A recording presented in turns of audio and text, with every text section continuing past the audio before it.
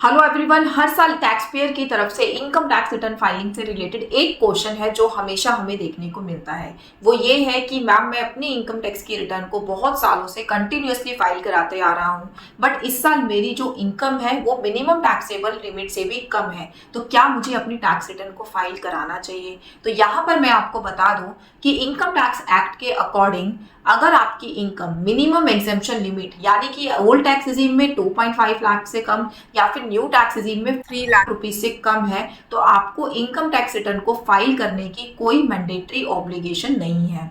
But यहाँ पर मेरी सलाह आप लोगों के लिए ये रहेगी कि आप अपनी इनकम टैक्स की रिटर्न को जरूर फाइल कराइए, क्योंकि रिटर्न फाइलिंग के आपके लिए बहुत सारे फायदे रहते हैं। जैसे कि आपको वीजा में कोई प्रॉब्लम नहीं आती, अगर आप कोई लोन अप्लाई करना चाहते हैं वो भी आपका इजीली अप्लाई हो जाता है। इनकम टैक्स के रिकॉर्ड में आप एक continue income tax return filer है, आपको कोई नोटिस रिसीव नहीं होगा कि आपने रिटर्न क्यों नहीं फाइल की। अगर आपका पिछले साल का कोई लॉस है तो आप उसको इजीली कैरी फॉरवर्ड कर सकते हैं अपनी रिटर्न को फाइल करके।